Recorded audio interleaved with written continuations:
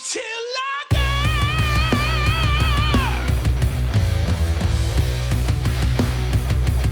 No life till lager. Welcome to No Life Till Lager, a show about lager beer, the brewers who make it, and we that drink it. This is a conversation between two people over one or two pints. My name is Adam Zuniga. I'm a failed master Cicerone. I'm part of the creative team behind the 6 Most Metal Breweries and Beer Like in Das Movie. And today, my guest is Jack Van Paepeghem. He is the quality manager at Trapp Brewing. That is a little bit of Austria and a whole lot of Vermont based in Stowe. Cheers and thank you and welcome, Jack. Grateful to you for joining No Life Till Lager. Hey, Adam. Thanks so much for having me. This is a pleasure. I have wanted Von Trapp on this show ever since it began for 2 reasons. So I took a brewery tour with Sam Von Trapp, none other, back in 2016, 2017. We talked so much shit about IPA on this show for no less than an hour plus. And I will admit, though, I was that guy. I was on a tour. I was on hunting for Heady Topper throughout Vermont. And what struck me so much about Von Trapp was how completely different it was from everywhere else we were visiting, from everywhere else we were drinking. So I can't wait to revisit that with you again here. The other thing is we know each other from a past event. We took the Master Cicerone exam together, so we are uniquely qualified to speak about that experience. Are you ready, my friend? Absolutely. Let's do it. Yeah. So before we get going, tell me a little bit about the beer in our hand. I think we're both drinking Von Trapp Light Lager. I believe it's a rice-based lager. It clocks in at 4%.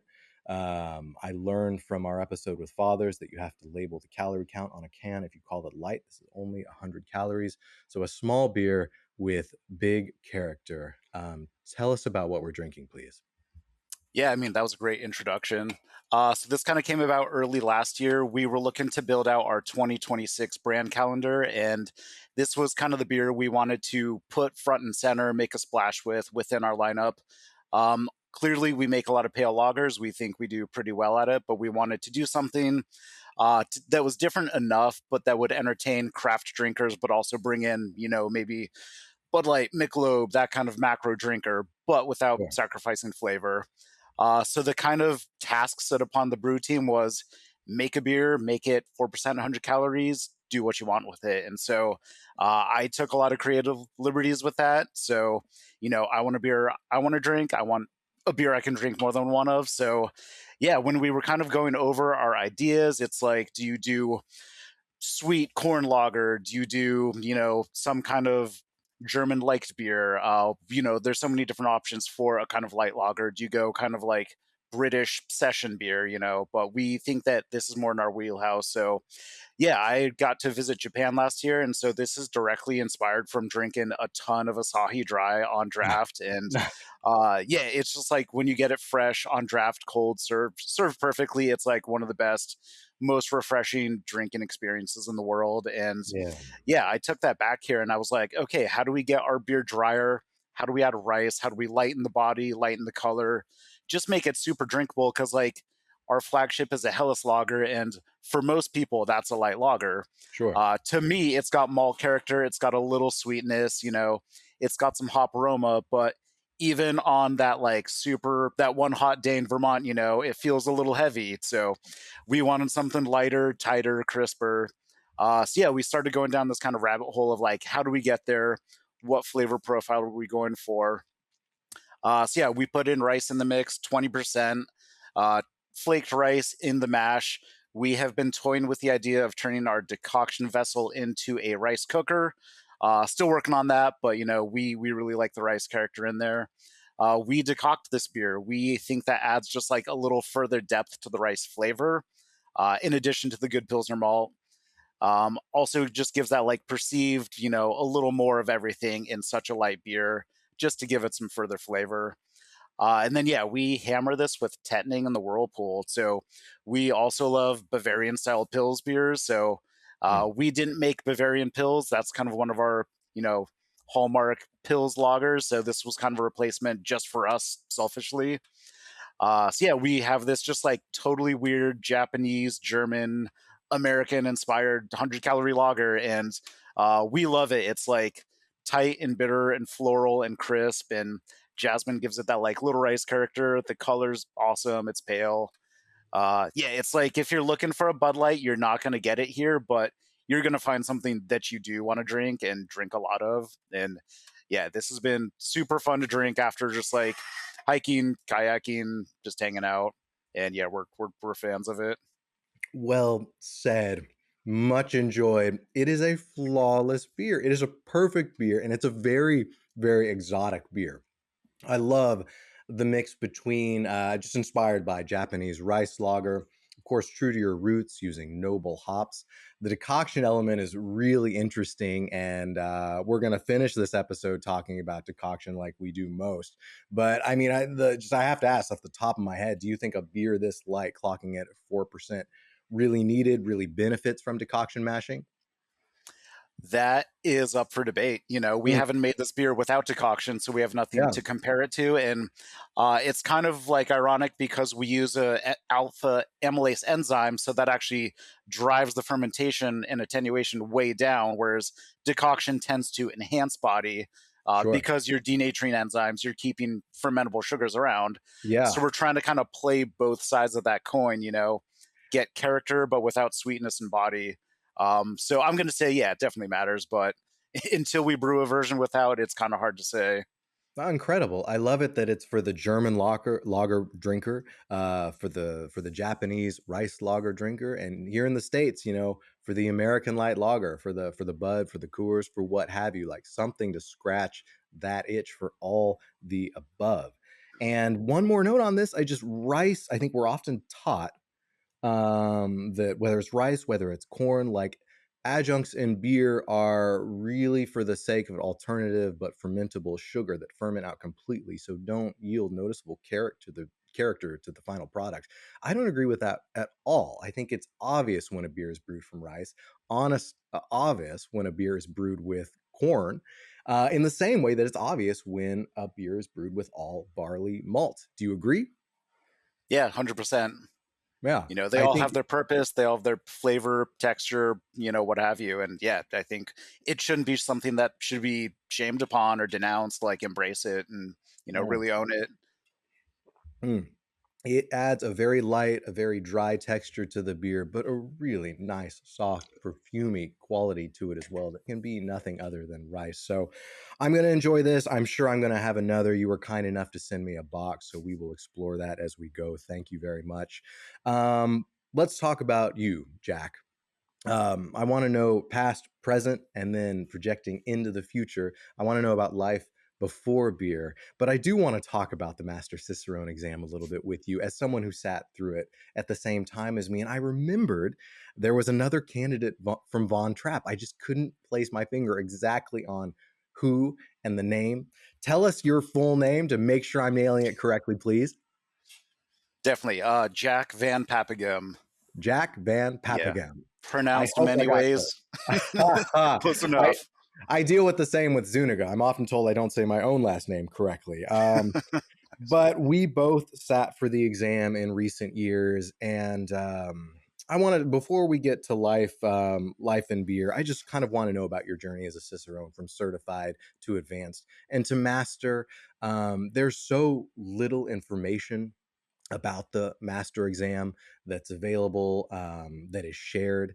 It's a very small group. I think we're talking about 30, maybe less in the world. And the Master Cicerone syllabus is kind of frustratingly vague. I think people who have passed or attempted the exam are hesitant to share any information about it, just for fear of maybe giving away too much. So I would love to know from your perspective about someone who sat through it all, your experience, your takeaway from the exam. Was that your first attempt?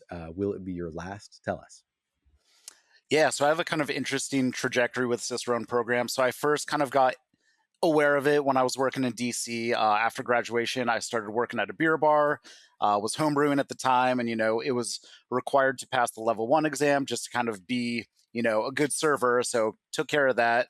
Nice. Then yeah, passed the level 2 in, I don't know, 2011, 2012. I think there were four certified Cicerones in DC at the time. I was number 6 or 7. So yeah, one Awesome. of the first kind of at that time, which felt pretty important. Then yeah, just kind of pursued my beer career. Ended up doing the Siebel Doman's program, and yeah, graduated out of that in 2013. And yeah, after that, I just kind of got the bug. It was partially like self-immolation of wanting to push myself to really like be as hard as possible and see what I can do. Just a challenge, that's just kind of who I am. So Yeah. yeah, really kind of took it seriously after getting out of Siebel. And everyone then's just like green. They know everything. They're the best brewers in the world. And Of course. at the time, I thought I was doing pretty well. So yeah, first time I took the Master Cicerone exam was in 2015. Back then, I think there were still just like 14, 15 at the time. So we were the last class to go from certified to master. There were so many people failing the master exam where they're like, okay, we need to introduce the advanced level, the third level. Yeah. So after that, I took the advanced the first time they offered it. So yeah, I was in the first group of 6 people who got the advanced certification, which was pretty unique test because yeah, after taking the master exam, you're feeling pretty down and out, and you're just like, shit, am I ready to do this again? But then luckily they rolled out the level 3, and I was like, okay, this should be a cakewalk, and it was fine. Ended up doing it, and then yeah, took Congratulations. a I know the feeling. exactly, and then yeah, just took a very long hiatus before I even considered taking the master again because as what it takes out of you in terms of like studying, mental preparation, missing social engagements because you're doing off flavors tastings with people. Like it takes a lot. It takes a lot of your personal, social, emotional time to study for this test. So Yeah. Yeah. yeah, it wasn't until 2024, or no, it was actually 2023 that I was going to take it again. The week before the test, I got COVID and lost my sense of smell and taste. And I Tough. was like, Yeah. this is the absolute worst thing that could happen at this time. So I mean, it I would was have been just, even more impressive if you'd passed, but yeah, no, man. totally. Yeah. So I was just like, shit, man. I emailed some folks at the program. I was just like, hey, I can't taste or smell anything right now. And Yeah. they were very understanding. So they allowed me to postpone it for a year. So yeah, come 2024, that's when we crossed paths again. And yeah, took the test again 9 years later for my first try. And yeah, believe it or not, got the same score both times, but within those 9 years, learned so much more about the beer industry, brewing, QC, sensory. So I don't know. I think like there's so much to honor to be a master cicerone, but at the same time, there's so much that test doesn't cover. That real life experiences, that books, that BJCP doesn't cover. It's one thing to be like a walking dictionary, but honestly, like day to day hands on experience that goes world. And again, Yeah. that's not to discount anyone that's taken or passed the test. It's just yeah, different ways of learning, presenting your knowledge, sharing it with other people, Mm. and yeah. Of I'm course. just curious what drove you to take the master test. I mean, my story's similar to yours, as is everyone who speaks about this. And I think, again, like, congratulations all around from certified to advanced to attempting the master. And I hope that informed your experience and your education along the way. But I agree with you. We learn by doing, and there's nothing better than having hands on experience to do it. So, similar, like I kind of undertook the beer server exam myself. I was working for a brewery in New York City, known as Six Point, that wanted to invest in having a sales team of certified Cicerones. It was still an early, kind of young program, young certification at the time, and I was the first at the brewery to get it, which was incredibly gratifying and felt very relevant. Like it gave me a calling card to an industry of which I was brand new, and then eventually like embraced and absorbed and accepted by. And the certified exam only helped with that because I was the first to do it. And on that trajectory, they supported me taking the advanced exam, which I did at Two Roads in Connecticut. And, after I passed that, there was a little bit of a shrug. And it's like, well, I guess what do you do now and what's next? Must be the master, right? But what's interesting, like in my travels so far, the advanced designation, I almost feel like it's a little bit of a red flag for employers. Like, I'm not sure it's really like advanced me further. I think a lot of people stop and ask, how high maintenance is this person going to be to work with? Is this still going to be fun? And of course, I try to greet that with a resounding yes. But it was that same spirit of inquiry and adventure that allowed me to undertake the master exam, or that drove me to do it. But my experience with you was the first time. As of now, I want to say it's the last time. It's become a calling card for this show as a failed master Cicerone. And it's just interesting because I was always pretty good in school. I've never failed anything that bad in my entire life, honestly. So that begs the question, why? I don't know if people even take the SATs anymore. I took it blind. I took it cold. I didn't do great, but it was still like, okay, you can go to college now. If that had been this exam, no, you do not get to pass go. So I do have to ask myself why and what for, and I still don't really have valid answers to that question that propel me to do it again. The experience, I want to say, if you can sit through that exam and survive it and give a coherent answer to everything, you should be in good standing to pass. But this idea that you have to do it over and over and over again and do a little bit better each time kind of feels like a Ponzi scheme. And again, the information available doesn't really progress as the exam does over the years. So we're still kind of taking it as a shot in the dark. And I think the feedback, the grading, for me and for many, is what's so frustrating, uh, as for any, because you're given. For me, the outcome was like all of this. I really appreciate what is factual. They're like, this is factually incorrect, quantitatively incorrect. You can't argue with that. But so much of the feedback is, this isn't provocative enough. This isn't visceral enough. This isn't deep enough. And that doesn't mean it isn't wrong. So I'm sorry I didn't write you a poem or a haiku in the time I had to do this. And I'm still just wondering what the application is. I do think for a quality manager, you're probably up against more of those like 30 off flavors that we have to identify on a regular basis. So maybe it is more relevant there. If if I was a restaurant owner, if I was a brewery owner, if I was a brewer, that might be a different story. I think the people making the most of the certification are the ones who are really invested in either hospitality and the experience around it, or judging, people who travel the world applying this to judging competitions. And you are well traveled, my friend. I know that already. So you may have a hand in that as well. These are all valid expressions of being a Cicerone, whether that is certified, advanced, or master. So that's my gripe. I don't want it to sound like sour grapes. I don't want it to sound like a sour mash. You can always say, well, what would the perspective be if you had passed? But it's just really kind of interesting and cathartic to talk about it with someone who's been through the same experience together, and multiple times for that matter. So do you think you'll take it again? No, but I want to say what you said is totally clear. It resonates with me, and yeah, it's we're part of this group that has this shared trauma, of sitting for 2 days and just like wasting our life away to not get the results we want, and it's it's endearing to a fact that we can sit around and talk about it, and we survived it. There's clearly worse things in the world to do that are going on to people, but it's not on my radar right now. I am just really enjoying having this year, not even thinking about studying. Yeah.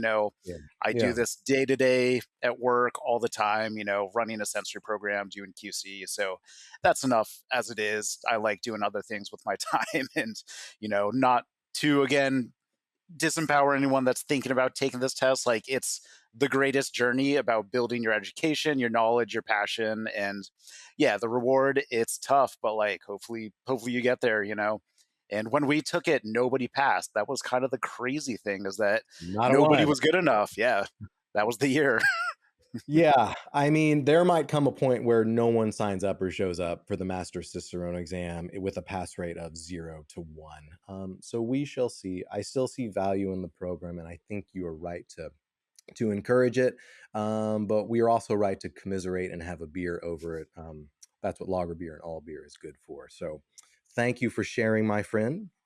And let's wash that away. And I want to talk about you, I want to talk about life before beer, as a human being before you were a human brewing. Just tell us a little bit about Jack prior to Von Trapp. Tell us about other jobs you've had, and then tell us ultimately how this passion became a profession for you. Yeah, definitely. So, what kind of led me to this point? I went to college in Washington, D.C., originally from Sun Valley, Idaho. So, yeah, really just wanted to get as far away from possible as there. So, went to the coast, went to D.C. Yeah, thought I was going to do politics, political science. That Oh, clearly didn't pan out. still So, yeah. time. Oh, I hope not. Oh. But yeah, made the jump into anthropology, and that comes with a whole slew of future brightness. So, yeah, after graduating with the anthropology degree, did the classic thing, took a year off before I really wanted to go to grad school. In that year off, got into home brewing, worked at the local beer bar.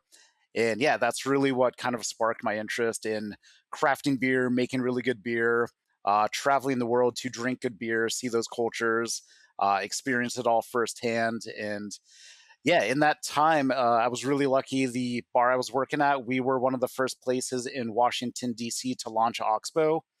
So Oh, Tim Adams came down and, yeah, I remember rolling the first kegs of Oxbow out of his van into our bar, tapped him right away, against all good lessons were taught. But yeah, amazing. having those first sips of Farmhouse Pale Ale, in this bar in DC, it was just kind of opening my mind of like, okay, there are American brewers making saison with an American twist, and yeah, that really just like stoked my passion for farmhouse ales. And at the time, there were things like Stillwater going on. There were other American breweries making farmhouse style beers, but truly not that many folks living on a farm with animals making awesome rustic saison. So yeah, Oxbow was really what kind of captivated me into getting into kind of the production zone.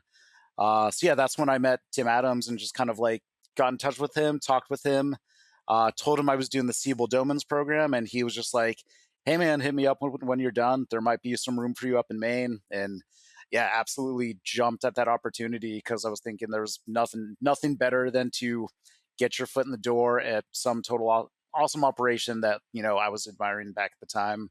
Yeah. So yeah, started out as Oxbow's first intern, and yeah, back in the good old days when you could work for free at a brewery, it was 6 months of shoveling grain and shit and doing all the fun dirty work, and Wow. yeah, would never look back. It was some of the greatest days of my career, Yeah. and yeah, from there it spawned into everything from packaging, starting a QC program, yeah, and everything else is kind of history. That's incredible. I don't think I knew that you had Oxbow in your background. I have visited the original site. I think there's multiple now, right? But I've been to the farmhouse brewery out in the middle of nowhere, rural Maine, and I've got to say, like, what an adventure it was, man. Yeah, That's totally. that's incredible. That's incredible. And I remember what's the Pilsner? What's the Pilsner from Oxbow? Or maybe there's Lupolo, multiple. Yeah, I remember when that first landed and hit New York City. totally. Sign of the times then and what was to come. That was such an exciting beer. That's amazing. So, okay. So heard on Oxbow, and then what happened after that? How did you ultimately come to be part of the, if you'll forgive me saying it, the Von Trapp family singers, my friend? How did the road lead to Von Trapp?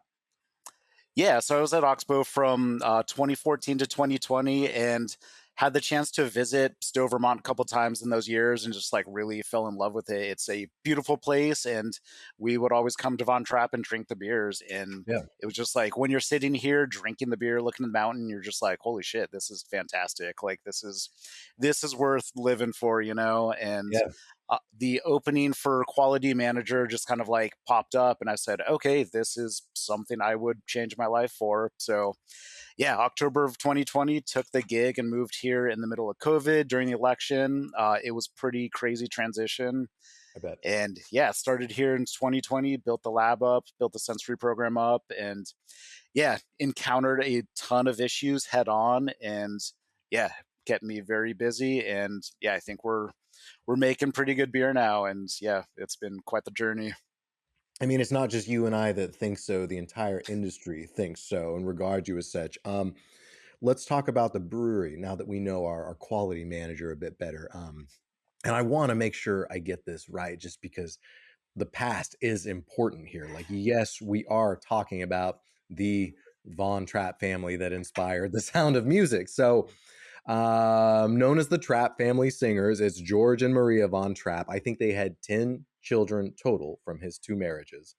And they immigrated to America before the outbreak of World War II, when Hitler invaded Austria. Toured here as a singing group, essentially broke and penniless from the financial collapse in Austria as a result, and then found home on a farm site in Stowe, Vermont, and founded a lodge in 1950 that burned to the ground and was rebuilt in 1980 as a 96-room full-scale resort on 2,600 acres. And then the brewery came along in 2010, and that was founded by, help me with this name as well, is it Johann Von Trapp? Johannes. Johannes Yes. Von Trapp, who was the youngest, and I believe at this point only surviving original child from George and Maria. Still alive, I hope. Correct. Yeah. Very Excellent. alive and well. Johannes, thank you for your service to lager beer. And it was built in the basement originally. For the sake of beers, you can have at lunch without a nap. And I will say thank you again, Johannes. The art of day drinking has been long lost, at least here in America. So I appreciate your vision.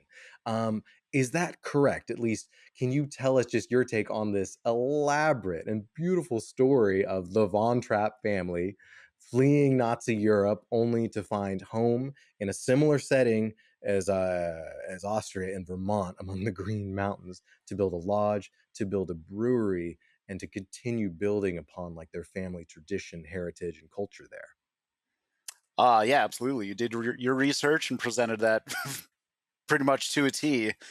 But yeah, so Will, go the ahead. last thing I'll say on it is Sound of the Music. The Sound of Music was one of the first movies I ever saw. So it's right up there with Disney and among my earliest memories, my friend. So I want to get this right. Please continue. Nice. And yeah, so they became a hospitality family. They slowly started bringing people in the lodge. They grew it into an outdoor center. It was the first cross-country ski center in the country. Then expanded it Amazing. to guest houses, lots of beautiful trails around here, maple production, that's a big part of it. And yeah, started the cafe house, which is the deli bakery, and that's where the brewery started. And again, because this is a hospitality family, they're never going to pretend to be, a third generation brewmaster family. So they did hire some brewers that they trusted to make good lagers. And yeah, that's what was coming out of the basement of that little deli bakery back in 2010. And we all really thank Johannes for his foresight to make Helles as the flagship beer. When you think about what was popular in 2010, it was like Imperial IPAs, pastry stouts, all these crazy beers. And he's just like, forget that. I want Helles. And it's still a battle to this day to educate people what a Helles is. Sure. It's not a household name like Pilsner or Pale Ale or something like that. So that's really the fight we're still fighting every day. And I think, yeah, this is the time where people are coming back around to it. And we've just been humbly doing this since 2010. And yeah, I think we haven't changed course, and we're sticking by it. Ahead of the game, ahead of the curve. Again, I appreciate the vision and not just like he clearly saw opportunity in the market, but is willing to invest in something that might outlast kind of time and trend and taste and put just a lot of investment and faith in lager beer and that the American craft audience would ultimately come to it. So I have to appreciate the foresight. Let's talk about the brewery as of present day. I know it's led by Sam Von Trapp. And Sam, if you're listening, thank you for the brewery tour. Again, what a small world this is, not just from us knowing each other from the Master Cicerone exam, but I think, when I was at 6 Point, Von Trapp was in the same distribution house at Union Beer. So it was through that I was able to take a private brewery tour just with Sam, which was such a gift and such a luxury, and I'm so thankful for it. So led by Sam since 2015 as Von Trapp Brewing, you kind of renamed and rebranded. Now a 30,000 square foot facility, complete with a Rolex brew house capable of 36,000 barrels annually. I believe the brewery, the beer hall, and the surrounding region are solar powered by Encore Renewable Energy, which is amazing. This is another thing that is incredibly important to the dialogue around craft beer, the investment in sustainability.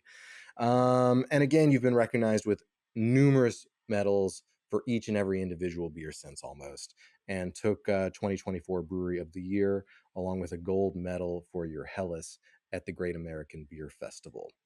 So that brings us up to present day. So Sam clearly took the reins from Johannes and made an excellent choice in hiring, bringing you on board.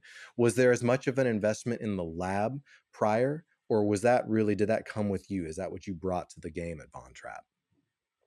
Yeah, so when they were building out this facility, they again had the foresight to have a lab QC program, but Yeah. there's the physical place, what you see behind me, but there was nothing in it. There was a dusty microscope and some old boxes, and nobody to really run it. So, yeah, they clearly thought that this was important. It just never kind of came to fruition until I stepped in and kind of owned it. Mm. But again, when you're talking about an investment, this is again the jump up from 7 barrel brew house in a bakery basement to this giant 50 barrel Rolex system. And it's a hammer. It's such a beast of a system that, you got to bank on making a lot of beers and selling a lot of lager. And I Yeah. think, yeah, we're keeping up and we would love to be making more. Yeah, we have capacity. And yeah, I think what's going on is that we're just itching to make more things like light lager and this other beer that we'll taste soon. But yeah, quality, it's been a big part since day one, and it's been, an honor to continue that, add to it, grow the program, and, pass on the education that comes with it. Amazing that they had a lab to begin with. I mean, I was so struck while I was there, and it's not, again, not to talk shit on just like the sea of IPA out of Vermont, but that you found a point of differentiation in the market. And when I visited the brewery, I was just so impressed by how new it felt, how polished it was, just the size and scale and scope of it compared to like, someone brewing out of like an extension of their garage, for example. And maybe both have a time and a place and a lot of romance around the idea, but I could just see that Von Trapp was built completely differently and really invested in the long haul. So I love the vision again. And I think you are distributed in maybe 17 plus states as of now and come as far west as Colorado and Oregon, if that's about correct, and but not California yet. So I will say again, thank you for the beer box that you shared with me, my friend. um that's just amazing. That's just amazing. And I want to talk about Austrian beer and food as your foundation. I want to know, just as also as a master Cicerone candidate, tell me, like, Austrian beer style, Austrian food, Austrian culture, just how is it different not only from your immediate surroundings in Vermont, but take us to continental Europe. Can you tell me a little bit about how it might be different from some of the neighbors there? It's like German, for example, like an Austrian beer, how might it differ from a German beer, from a Czech beer? What do you all do that is kind of different and unique to put a spin on it and define it as Austrian? Yeah, definitely. So I think geographically, if we're looking at it, Austria is kind of cradled between Bavaria and Bohemia. So Mm. it was part of that whole kind of brewing network back in the day. And we all know that tale of Anton Dreher in 1841 making Vienna Yeah, lager for that first time. And yeah, yeah, I love the story that was truly the first pale lager to this day, which went on to inspire the Czech pale lager or the Pilsner. So again, a marrying of German tradition, Czech tradition. I think, yeah, it's this unique crossover. And yeah, having spent some time in Austria, it's cool to figure out what they're embracing from the old tradition. Like, it's when I went to Vienna, it was truly difficult to find a Vienna lager. It's kind ah, of this Americanized things that we just like fantasize about. We make this like big fat malty sweet amber lager, and that's absolutely not what they're drinking. yeah, Yeah, historic Vienna lager was kind of pale orange. It was dry, bitter. Might have had Czech sauce hops. Could have had German hops. But yeah, I think it's coming back around, and there are some smaller breweries that are really doing their own thing, like Hofstetten, amazing farmhouse brewery, kind of in the north. We were lucky enough to brew a collaboration with them. Mm. They're doing things like Granite Box. They're doing honey beers. They're brewing their own kind of take on lagers. But yeah, it's really kind of a unique, diverse culture in Austria as far as what they're making. One of the other differentiators is they drink a lot of Märzen there, but Märzen's actually a Helles. So it's super confusing. So when you go to a bar, order Märzen, it's this pale, light, crisp beer. Ah, There are different variations on it. And that was kind of the conversation which inspired our collaboration with Jack's Abbey. ooh, We initially wanted to make an Austrian Märzen, but we're like, okay, well, are people going to expect an Oktoberfest? They're going to get a Helles. We already make both of them. This is yeah. too confusing. So we just made up our own beer style, Austrian style export lager, and it somehow worked. Amazing. So I love the picture you paint that kind of Austria kind of reaps some of the benefits of its location being like what is essentially like the cradle of modern beer civilization, right? Being kind of nestled in between Germany and the Czech Republic, or now Czechia. Or we can call it the cradle of modern lager civilization. How is that, you know? And really interesting, maybe slightly controversial. I love the passion behind, you know, that Austria Vienna lager was essentially the first pale lager. And you're not wrong. It's just not often talked about and cited that way. And then we see American brewers kind of resurrecting it and making their own rock star version of it. We see interpretations of it, you know, that originally came out of Mexico with European immigrants. You know, I do want to know also just food in terms of kind of like the beer hall on site. How does that food kind of maybe differ from what you might get in Germany or Czechia, and just the relationship between beer and food in Austria? Can you just speak to a little bit of that?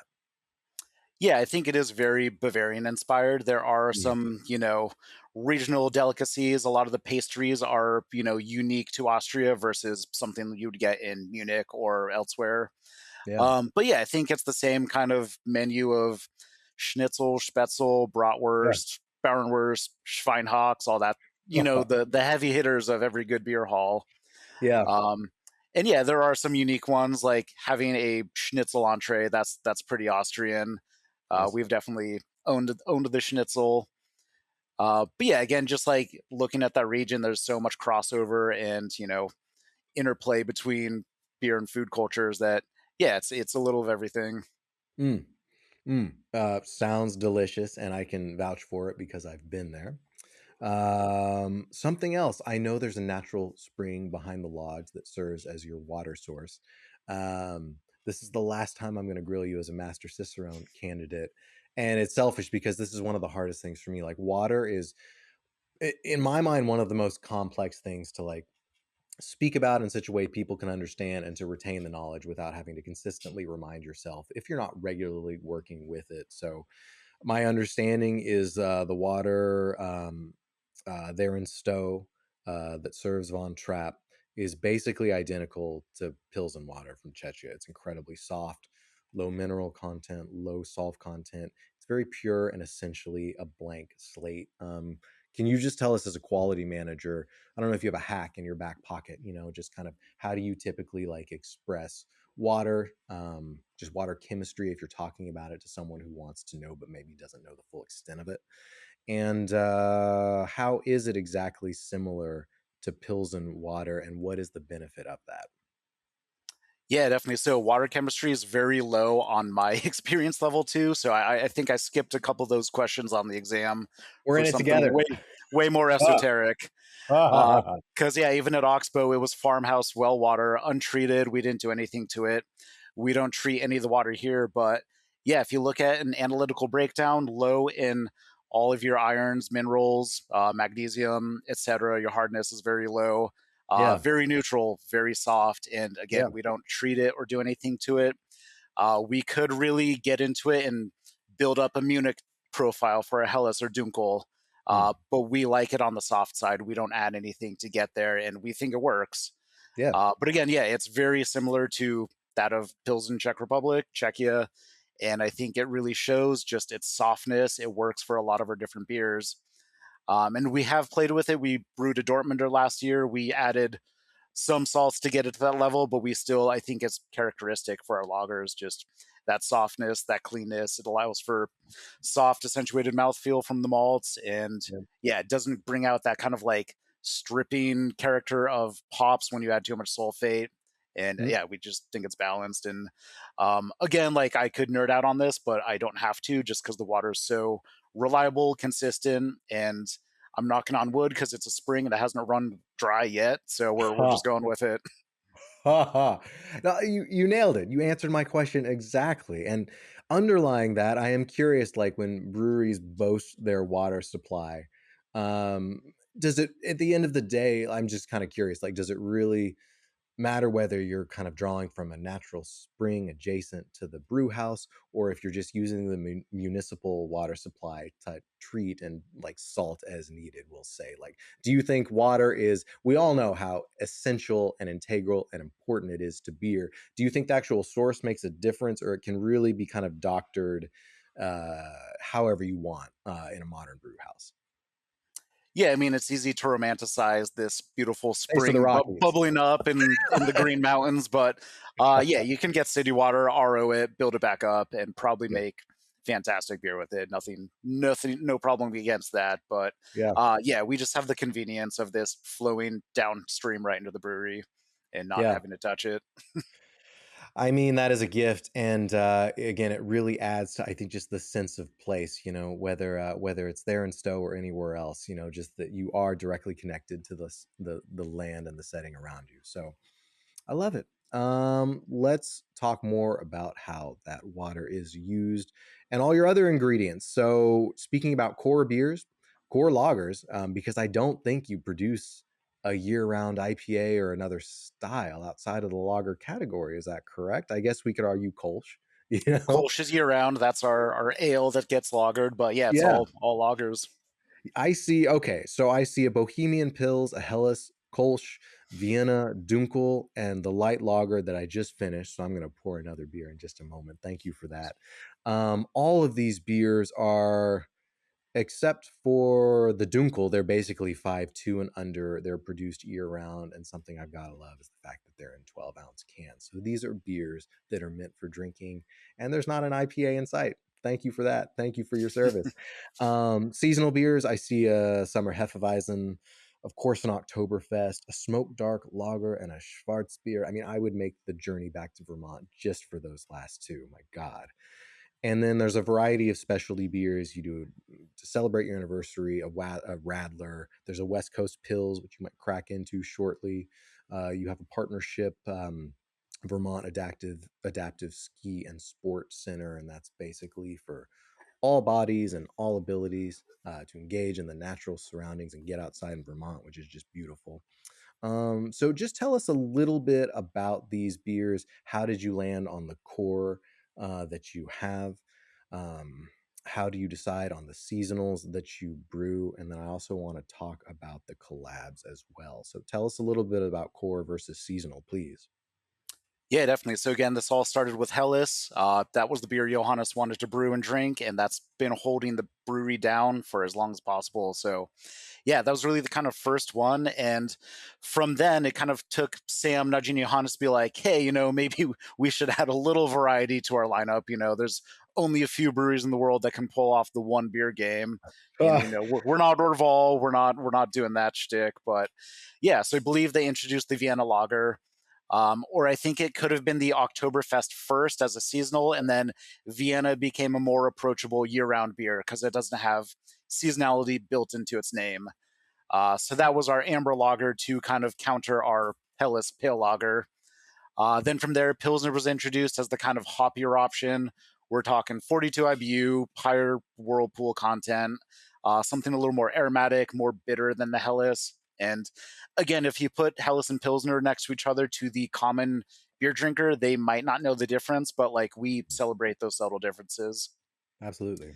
And then, yeah, rolled in Dunkel as our kind of darker option. And it is a more robust Dunkel than a lot of others. It's 5.7%. Yeah. On the slightly roastier side, it's not super sweet or bitter. It's balanced. But yeah, again, one of those year round beers that it doesn't feel like a winter beer. It's not too heavy and filling. So yeah, it kind of fills out the calendar. And then Kolsch just became one of those kind of weird add-ons. It was a summer seasonal at one point. People really enjoyed it, so we just decided to keep brewing it.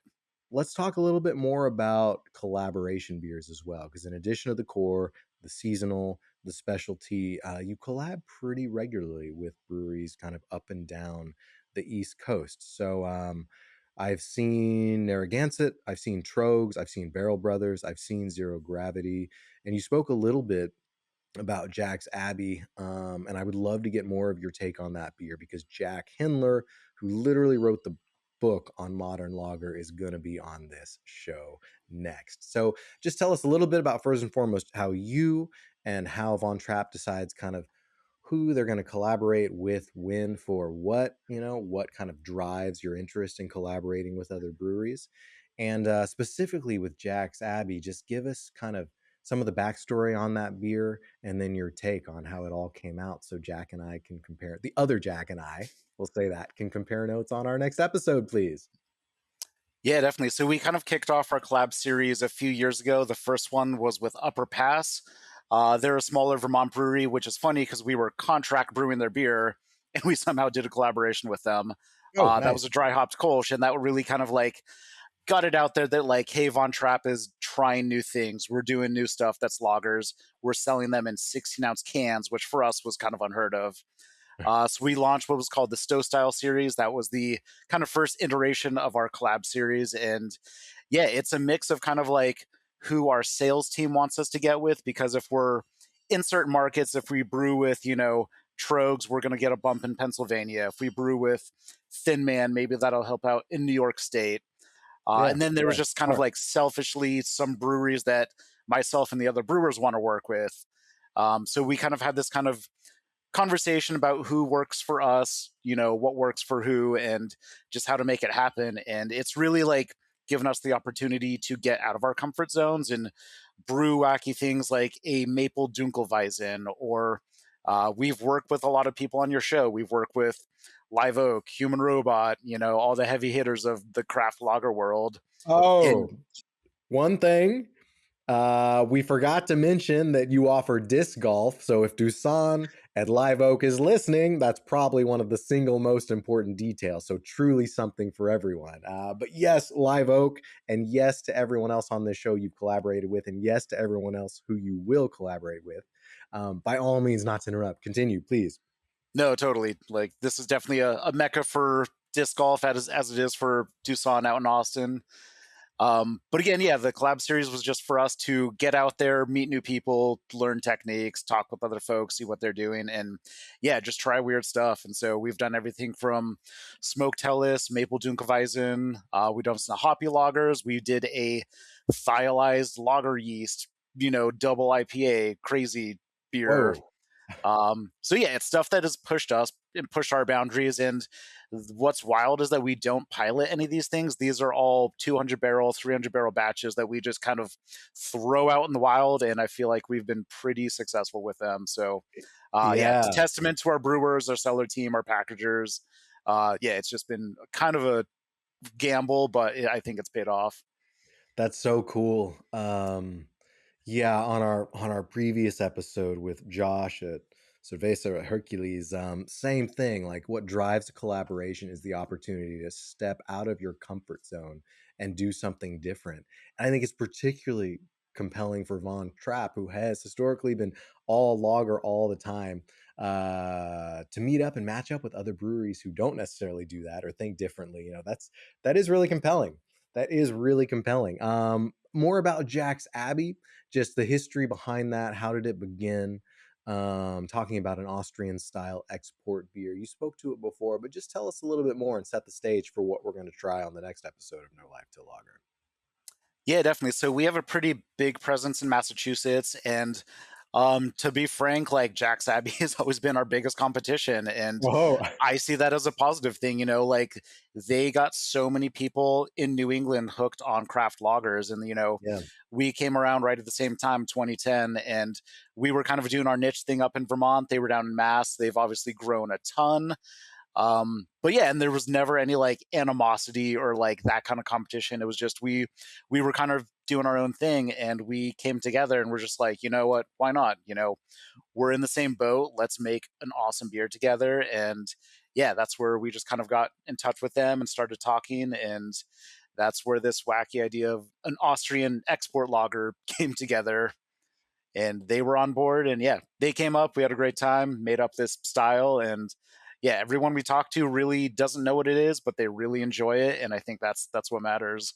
Ah, first and foremost, yes.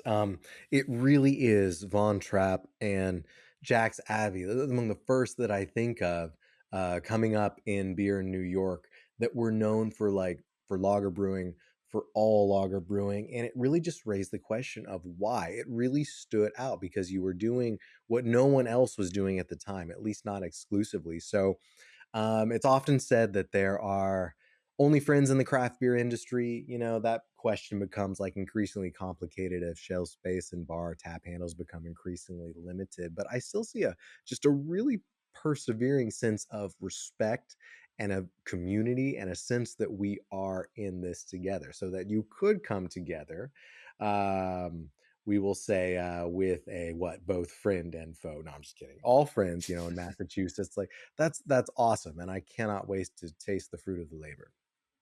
Definitely. And like to add on what you said, I think the camaraderie, especially within the lager circle, it's Yeah. so strong and so high end. Like you go to the Czech hop rubbing room at CBC and you see all those people that you've collaborated with and had beers with 100 times. And Uh, yeah, I think everyone's just like shared passion for lagers. It's obvious. And the reason why you're doing the show and why we're talking.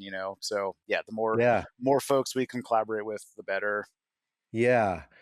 In the same way that I was on like an IPA run to Vermont back around like 2016 or so, I cannot tell you how much I love the fact that I can land in any beer state or any beer city right now, and the odds are high, or at least reasonable, that I can find someone pouring a Czech Pilsner through a Lucre faucet into a dimple mug. I love that. And it's not just a sign of how much times have changed, but it still feels like new and fresh and interesting, and it keeps my beer travels focused and compels me to continue on this adventure. So I love it. I absolutely love it.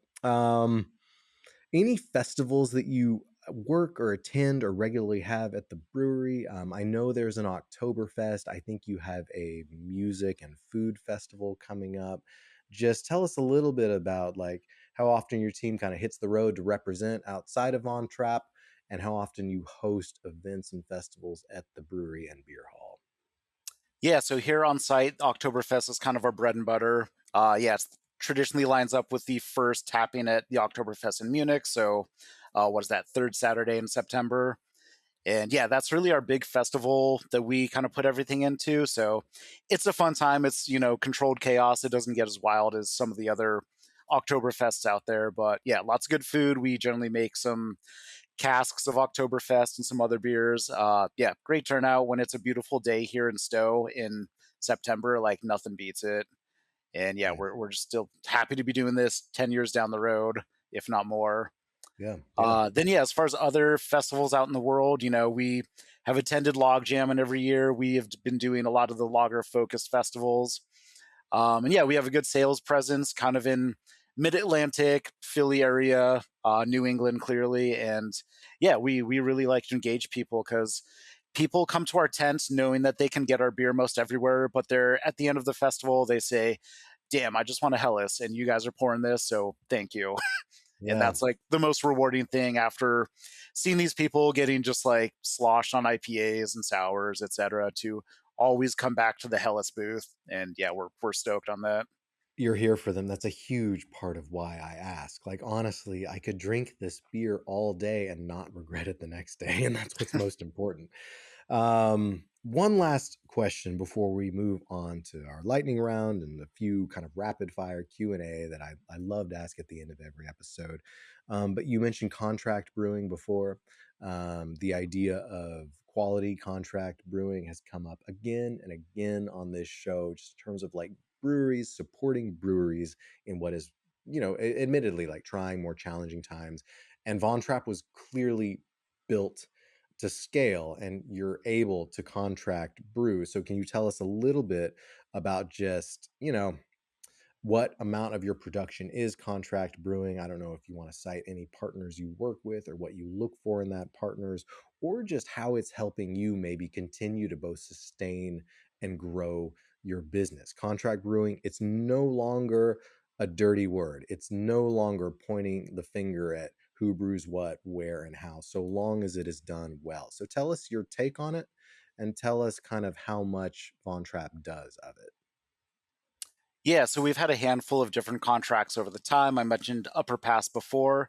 Yeah. Yeah, they've since moved on and they're, doing their own thing in Burlington now with the new space. But yeah, we currently have one contract partner and it's Mount Holly. They make hazy IPAs. I just talked about not making those, but we're making hazies almost every month here. And they really enjoy what's coming out of here. I treat any contract brew with the same quality diligence as I do our lagers. So yeah, there's no reason to think that the quality would be different, even if I'm not a hazy drinker. Yeah. Yeah, and it's a small percentage of our overall production, but it keeps the tanks full. It keeps the schedule moving. It lets us play with interesting hops, different techniques, and ale fermentations, all of that stuff. So yeah, it's really kind of like differentiates us in our schedule and gives us something new to do. Yeah. But yeah, perfect world, we'd be cranking out everything, filling up our facility. But yeah, it's part of the industry. It's the nature we're heading in. And uh, our problem now is that we're too big to fulfill a lot of contracts. We have 100-barrel tanks and 200-barrel tanks. It's hard to squeeze in a 30-barrel brew into a big tank for fermentation issue reasons, packaging reasons. We have a good amount of loss that goes over to the bright tank, goes over to packaging. So yeah, it's kind of finding that partner that's willing to commit to 50 barrels, 100 barrels, 200. So yeah, and where the industry is at right now, that's kind of a hard sweet spot to reach. So we're kind of happy where we're at right now. Yeah. I mean, again, just you are built to brew. And I think, yeah, on some level, it must be kind of fun having it must be kind of fun being able to play with IPA, being able to play with ales, just because you are a devoted lager brewery. So I hope it keeps things interesting. I hope it makes things different. And I hope you continue to grow with contract brewers as partners. I think that's a really compelling business model for anyone looking to enter this industry now and to build a brand going forward. So, I mean, I'd be very proud if my beer came out of Von Trapp. In the same way, I would imagine Lawson's was very proud when their beer was coming out of Two Roads. There's no shame in it. It's nothing to hide, and it allows you to enter a market without a huge capital investment of building your own brewery. So, I would say a very worthy cause, my friend. And to you, to Sam, to Johannes, I will repeat again, thank you for your service. So cheers. I want to move on to a few last questions I love to ask everybody. This is about both you and the brewery. Let's talk about brewhouse music. I know you have a musical ear. I know many, if not most, if not all, brewers have a background in music or at least a passion for it. So, what do you like to listen to while you're brewing? Oh, it's funny. So how our brewery is kind of broken up. The brew house is up top, which is adjacent to the observation deck. Oh, The music up there is controlled by the beer hall. So whatever the restaurant is listening to, whatever the banquets at the observation are listening to, that kind of flows down into the brew deck. So that can be any number of top 100 hits. It can be whatever weirdo station they're playing. So they don't have too much control over there. The folks in the actual control room, they'll throw on some music on their computers, whatever, to drown it out. yeah. But yeah, the main source of music is down here in the cellar. We have a gray old Milwaukee radio that just gets the shittiest signal from the local station, and this is beyond my control. This is the role of the cellarman. They choose the music, so it's a mix of 1017. That's the local classic rock station. So pumping out the hits, pumping out the oldies. I've heard it all a million times before, but it's endearing. Then Awesome. yeah, like any good Vermont brewery, we've got some folks that love Fish, love the Dead. That's generally when I shut my door, but I Similar won't tell parts them of to. the world. Yeah, these are Exactly. similar parts of the world we live in right now. That's hilarious. Yeah, I will never ask them to turn it off, but it keeps some folks happy, and Yeah, yeah, they'll do what they do, and that's about it for music. Like working in a brewery, it's so important to be attuned to what's going on, what noises are happening. Uh, you can hear it from across the brewery if the kettle sounds funky or if there's a CO2 yes. leak or anything. So like a lot of the times a lot of people don't wear headphones, they don't wear earbuds just cuz like yeah, we work with our senses, and like if you can hear a problem, it's probably pretty important because this is a very massive facility, lots of potential safety issues. So yeah, throwing on some dead at times is great, but like you got to know what's going on. That's really interesting and really important that you mention it. Yeah, I mean, by all means, like staying attuned, staying present, staying focused. I guess if there's a moment in the lab where you can throw the door closed and blast whatever you want, what's it going to be? Oh man, knowing that someone might come in, it's going to be something like approachable stoner metal. So like Elder's a great band, very Awesome. instrumental, not too heavy in the vocals, Yeah. catchy. It's jammy enough for the people that like the jams, and yeah, I think it's. I haven't had anyone say like turn that shit off. It's good stuff. Yeah. Um, Yeah. yeah, lots of like post metal, instrumental metal stuff that goes over fairly well. But yeah, I keep a lot of my tastes to my car and to my home. Fair enough. There is business and there is pleasure and there is work and there is not.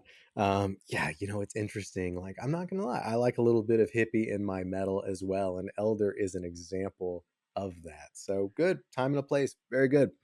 Um, okay. What about non-alcoholic beer? I'm just curious, like what you offer people in the beer hall that are looking for non-alcoholic beer, your take just in the rise of non-alcoholic beer and the demand for it in recent years, and of course how that fits into Von Trapp's brewery program, to your roots in Austria. Just tell us a little bit more about NA beer, how you feel about it personally, if you all offer it professionally. What do we think about non-alcoholic beer? Yeah, I'm 100% for it. It's amazing to be at this time in the industry where there are so many good options. Like even 10 years ago, it was St. Pauli Girl and whatever, Klostaller, all of these really bad old German imports that nobody really liked. But Yeah, yeah, there's so many fantastic options right now that it's like exciting to take a break and see what tastes good in the non-alc space. And whether it's like Black Butte Porter, Guinness, anything yeah, Athletics putting out, there's so many options. We have a kind of rotating list at the beer hall. So you can come in here and not drink beer and have a good beer experience drinking NA. And I'm totally for that. As far as production, I would love to make it. We've been talking for years about making an NA Tamave or an NA, Czech pills, but there's just so much required in infrastructure, testing, pasteurization, all the risk involved. I would have to expand my lab, get some more people to do it right. There's like shortcuts, there's ways around it. There's people doing some questionable NA draft beers. And yeah, yeah, it's like one of those things that if we were to do it, we would want to really invest and do the right thing. So, yeah, for now, we're going to let the people that are doing it well continue to do it. And we are going to keep offering things like light lager at 4% for something that want, or for people that want something more sessionable. yeah, And again, like there's other options out there. So, yeah, we're not too concerned about chasing it. yeah, yeah. I totally believe that, like, if Von Trapp wanted to make that investment, you have the space and potential infrastructure for it. I think you're right to say, and that is another recurring theme, that making low alcohol lagers is a part of this conversation and can provide a solution to it, or at least a viable option to people who want to drink less and still feel like they're getting more value in the process. And you're right to mention, alcohol is kind of a natural preservative in its own right, which is why draft beer and kegs and are so problematic in terms of non-alcoholic beer, and why we don't see much of it, right? If it's a single serving in a 12 or 16-ounce can that you drink in one sitting, fine. But if it's going to sit over time, alcohol does serve a very important function there. So what the solution to that is, I don't think anyone has figured out quite yet. Absolutely. Yeah. Couldn't Um, couldn't endorse that more. yeah, yeah. And talking about an A beer, talking about all the celebrity partnerships around it right now. I would love to know for Von Trapp, just if you were, we already spoke to, I know you have some partnerships that you brewed kind of a year round or a specialty or at least a seasonal beer with, but if you were going to partner with anybody, call it a celebrity, call it a local legend, call it what you will, just from your perspective or from the brewery's perspective, Jack. Who would that be? Like, is the Von Trapp family basically the celebrity in this conversation, or is there anyone else you'd be really interested in working with for personal or professional reasons to put a beer out into the world? Yeah, I mean, the whole face of this brewery is celebrity. That's what brings Oh, people it's to us in the true. first place. And we have so many people that say, like, oh, we didn't even know you're the real Von Trapps. We thought you were just co-opting this image of the actual Von Trapps. We're like, nope, there's one right over there drinking beer. You can go meet him. And Yeah, yeah, I think there's plenty of celebrity in that name. We own it, we embrace it. I don't think it's replaceable with anyone else. There's a absolutely lot of not. famous Vermonters. There's some great Olympians. There's some great politicians, whatever. But yeah, I think that path has been cleared many times over for us. Yeah, I realize as I ask it, like the solution is in the question, but yeah, being able to to work with a family for a family, literally have the name on the can from a family that is so well known. I mean, I'll say again that the awareness of Von Trapp and the Sound of Music has been a part of my consciousness ever since I was aware. It was one of the first movies I ever saw. It's just, yeah, I think that is, yeah, I think you've got the celebrity partnership covered, and I think it's interesting that you're taking that name and again collaborating with other breweries in support of it. So very cool. Last but not least, decoction mashing. You mentioned this in relation to the light lager we're drinking, and I'm curious if you do it with any other beers. Just in a word, yes or no, to decoction mashing, and in a single sentence, why or why not? Tell us. Yes, proponent of decoction mashing, suitable for some beer styles, not necessary for all. Hmm. Be deliberate with it, make it impactful, make a point to showcase it when you want to. Uh, but you don't need to waste time, money, resources, effort, energy to decoct a beer where it might not make a difference. There are other ways to achieve goals in brewing, whether it's enzyme management or attenuation or body. Decoction's fantastic, but again, there are different ways to get there. There's always more work to be done. There's more studies to be had. Yeah, I'm on the fence in some regards, but a firm proponent in others. Yeah. So yeah, sorry for the long run on sentence, but No, that's where we're at. it's never a fair question, and it's always a good answer. And can you just tell us just a little bit more about kind of the beers that you do decoct with and versus the ones that you don't, and how you make that decision? Yeah, so we have the huge convenience of having a dedicated decoction vessel. So we're not pulling anything into buckets by hand and moving stuff in weird pipes. It just all goes over naturally. So yeah, our core beers we decoct, Vienna and Dunkel. We tend to favor that in our kind of darker beers, adding just like a little more depth, getting a little more residual sweetness from the enzymatic degradation. We feel it adds a little more body, a little more color. We don't decoct Helles. We don't decoct our Pilsner. I've been advocating for decocting our Pilsner just because it's a Czech style, and that's like one of their, things they preach more than anything else. But our Pilsner's great without it. Could it be better with it? Hard to say. Ah, Yeah, we decoct a lot of our darker beers, some of our collaboration beers. We decocted the Jack's Abbey collab. Yeah, it just like depends if we have the interest in it. And I think there's still a huge educational component on it out in the market. It's a great buzzword, but do people actually know what it does? I think that's the next step. Because if you say this is triple decocted, that doesn't mean it's an awesome beer. You can mess it up in so many other ways, but if it is and sure, you can taste it, awesome. Keep it up. sure. Yeah, So again, yeah, it's just something to keep talking about, as I'm sure yeah. you and all your guests will. I've asked before, like if there's maybe any parallel between like being double dry hopped and now double decocted, just in terms of like kind of the buzz value around it. But whether you agree with it or not, if it is managing to reach kind of drinkers out there and kind of building kind of conversation around it, that alone has value. Just what does it mean to be double dry hopped? What does it mean to be double decocted? Does this taste better or not? Do I seek this out or not? If it is rallying beer audiences, it's at least worth talking about. So Totally. And one thing for your next guest, Jack Hendler, give him at least 30 minutes to talk about just decoction. He'll need more than a sentence. that's a deal. I actually have some studying to do before this episode. I have his book. I haven't read it yet. So give me about 2 weeks to study up, Jack. And if not 30 minutes, I'll at least give you more than a word in a sentence. That I promise.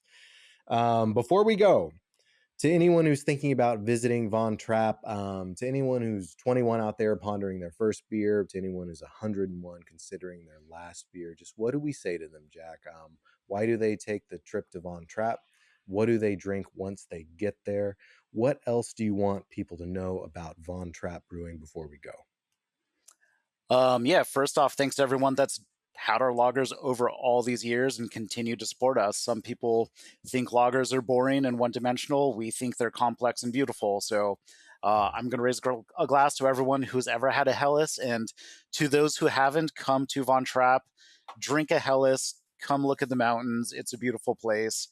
Yeah, it'll be your introductory beer. You'll go through a journey in beer, trying everything else that's crazy high ABV, triple dry hopped, and I guarantee you'll come back to Helles. And yeah, everyone has their own trajectory, but it's the beer that us brewers we want to drink at the end of the day. So yeah, come here, try Helles, and see what else we got. I love it. I mean, you're talking about the cycle of life. Like most people traditionally have some form of light lager to begin with as their first beer, and saying you might want to come full circle back to that at different stages of different ages of life. I mean, you and I both represent that, and I think what's happening now in the beer industry does as well. So I really appreciate that Von Trapp is providing the solution, whether you are 21, whether you are 101. And yes, like we hope people will continue taking the IPA Odyssey to Vermont. And yes, we hope they'll continue finding their way to Von Trapp once they're ready to relax with a Helles in hand. So if you like what you're hearing, of course, I will say like, subscribe, follow No Life Till Lager. Help us hit the road and make a better kind of beer show. And above all, I want to say thank you to you, Jack. Thank you to Von Trapp. Thank you to Johannes. Thank you to Sam. And thank you for sharing this story with us. So until we would get to where we are going, I will say good night and good lager. And once again, my glass is empty and I am ready for another. Jack, thank you so very much, my friend. Cheers. Hey, cheers, Adam. This has been great. Thank you. No life till